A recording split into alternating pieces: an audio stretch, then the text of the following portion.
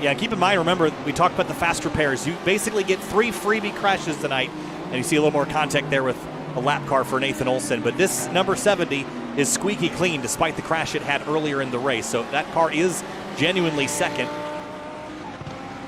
And now Sage Karam into the top 5 for Omega Racing Team as they pass the Park, SimCity Racing, Lamborghini, Go Fast Racing goes by, Polar Bear Racing goes by for Verwayen.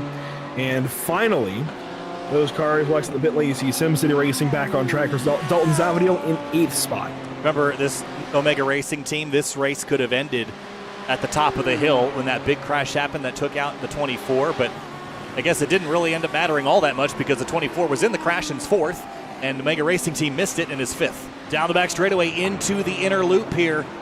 Wow, big send by SimCity Racing. He threw it over the curbs there. It'll come out the other side all right, getting by some lap traffic there in a moment, but that was a huge moment into the inner loop. Watch this as they come down the back straightaway, a little bit of defense played here, and then watch this big send by Zavadil.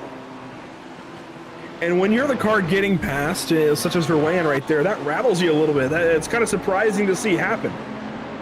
Yeah, I mean, this guy just chucks it down the inside, sails over the curb, and it'll take you by surprise for sure if you're not. There it is, it's kicking off now. The run down to the inner loop. Zavadil threw it down there last time. He's not quite alongside Smalley enough yet, but he's got a lot of pace. Yeah, just wait. He's going to get there. Zavadil is cooking right now for that SimCity Racing machine. They saved maybe their best for last in car 71. Corey Whiteman started. Then it was Jason Allen, and now Zavadil behind the wheel, right to the inside, now crossing over to the right on the curbing. Oh, he wants to get by. That was fantastic. This would be for 5th. This is a top 5 battle here. I'm sorry, for 6th. I'm mistaken. Yes, you're right. 4 seconds behind Sage Karam. But here comes Zavadil, a huge run. He lifts. Smalley goes defensive into the heel of the boot. While these guys will be nose to tail, Joshua Cronin made a mistake, allowing Scott Angelo and Ross Booth on through, but we stay watching this battle. Best on track. Smalley has got his hands full right now. Zavadil peeked to the inside that time for turn 10, stays behind. Oh, a little wide there for Smalley.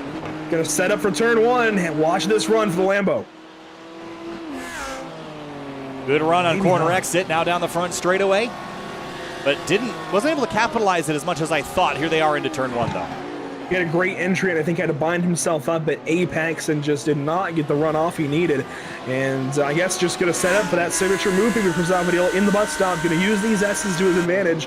Watch for this black and yellow Lambo. Trouble for Matt Clark, by the way. We'll go back to this battle, but Matt Clark did have a spin. We'll go back and look at it after this run to the inner loop because here comes Zavadil to the outside.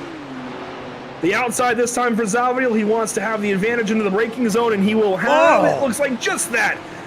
Crossing over from the Go Fast Racing BMW, and Smalley will not take kindly. Going to fight back on the outside now, runs wide and way out to the outside of the carousel. And unfortunately, that battle blows apart for Smalley. That allows Verwayen to go on through early in this race, and it's just been honestly painful to watch Team Lemur keep having issues, and whether it was their own doing or not, it just kept piling up, and unfortunately they are mired back at 13th spot, 1 lap down. We join a fight in the middle of the carousel here. Go Fast Motorsports putting pressure on Polar Bear Racing. Smalley chasing Verwayen. Yeah, last time by, Smalley was a full second quicker than Verwayen. They've got, well, maybe half a second. They've got a lap traffic vehicle between them. Smalley is closing this gap here as we get down into the toe of the boot. And that is a lap car directly ahead of Smalley, so a bit of a cushion there for Verwayen to work with. This is a battle for 7th, now about a second apart. Other battles on the racetrack.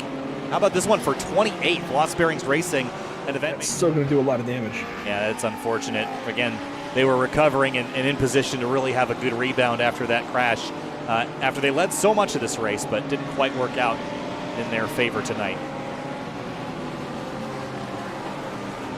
Verwayen will go on by for Polar Bear Racing. Maybe, just maybe, Karam is trying to nurse a light tank of fuel. Yeah, there it is. You see him, it's stuttering now, I think. Got the clutch in, just trying to make it back. Alex Smalley from Go Fast Motorsports is 4 seconds back. Sage is back in the throttle, but does he have enough to get up the hill? Once you're over this crest, it's almost flat back to the stripe. Smalley is 3.8 in closing. Karam knows he's out of fuel. He knows he's just trying to limp at this point. He's on the outside of turn 9, now up to turn 10. He's going to take the racing line in 10.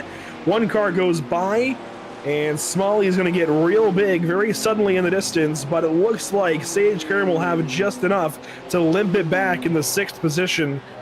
Thrilling there when we didn't think it would be, just for 6th.